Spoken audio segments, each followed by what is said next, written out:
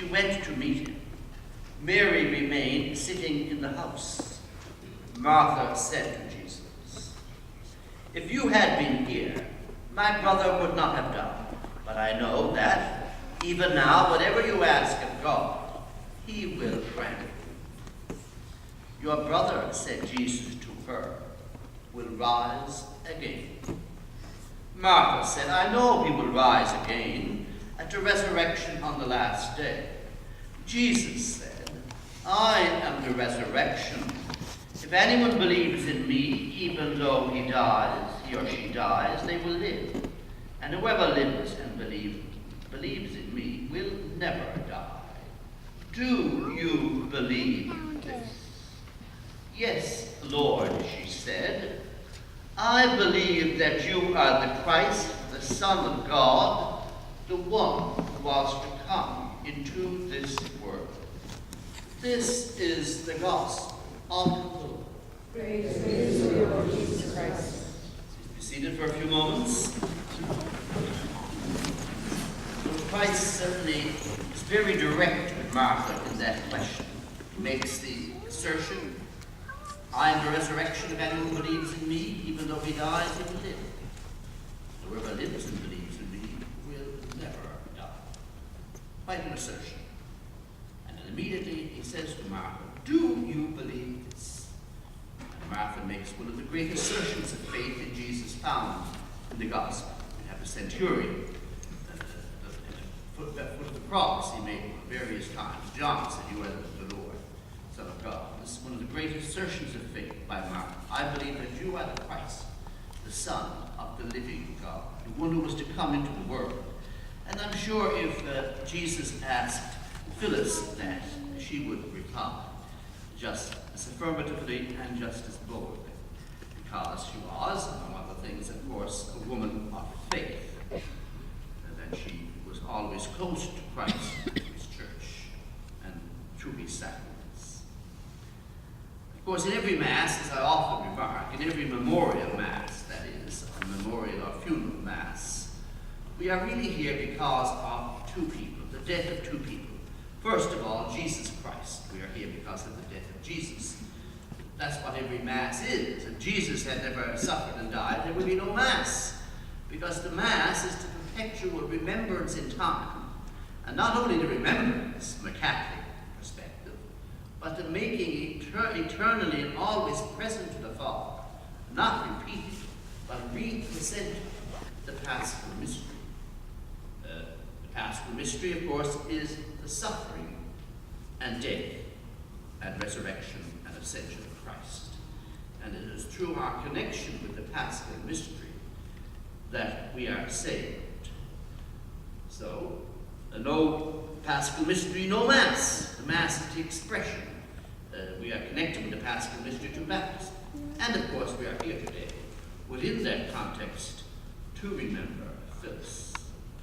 The Mass, as I said, is about remembering and making present.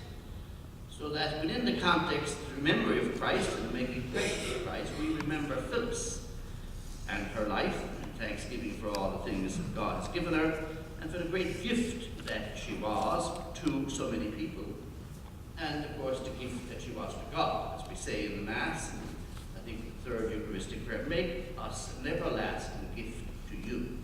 So that we are really supposed to be a gift to others and a gift to God. And I'm sure that Phyllis was all of that. For 79 or 80 years, I think this was her birthday. We've been celebrating her birthday, I believe, this month. So her life, of course, you look back on her life and those who are close to her, every life, of course, there's no one really God alone. It's hard to summarize a person's life. Sometimes when you try to summarize a person's life, you trivialize it. So that we are really known to God alone in all of our struggles and all of our achievements and all of our virtues and all of what we are and all of what we could be and all of what we try to be and all of what we fail to be is known to God alone. That's why God, of course, is the ultimate judge of everyone, because God who created us, knows us and loves us, and knows what we are all about. He So we are known to ourselves. Life is a discovery of ourselves, a discovery of others, and it's making ourselves known to others.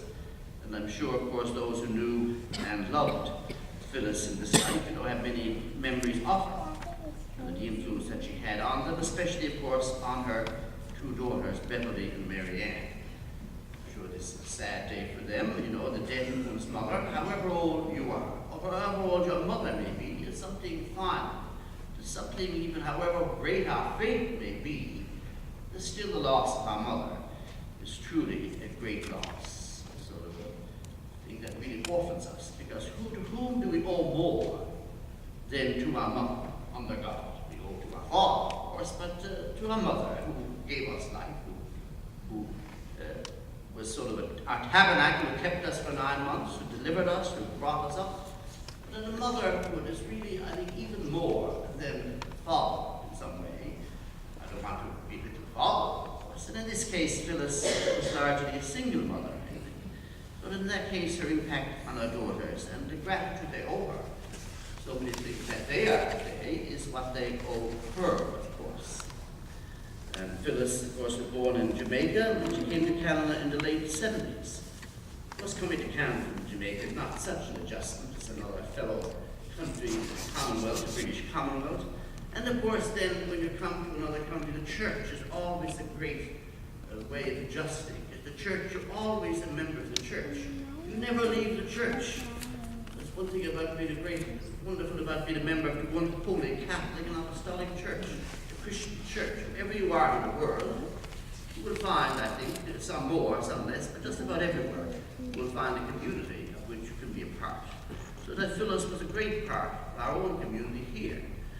And I remember her. She hadn't been coming to Mass for a while, but she was sitting there, of course, with Livia in that pew. And she had, of course, been dealing with sickness for the past few years. But even at that time, she was still connected with the community and with the sacramental life of the church. Mary, of course, would faithfully bring her communion. And I was supposed to go to see her just last week, but she was not in a position to receive me that day. And then I think she went to the hospital, and I was shocked to learn that she died just a day or so later. But of course, now she has reaped, of course, the results of a faith-filled life. Eternal life was a part of her life. Eternal life is not living forever here on earth. Eternal life is sharing in the life of God. Because if eternal life were just living here forever, it wouldn't be such a wonderful thing. I'm not sure I'd even want it. You just said you could live here forever and ever and ever. Oh, no. I think twice about it. Eternal life is to share in the very life of God Himself. That is the great gift that God has given us. Not only does God exist, some people say, do you believe in God? Well, you have to be the Catholics. We'll go beyond that. We take that for granted. We believe in God. We believe in a God who gave Himself for us, who sent His Son to die for us, and to share our very human nature itself.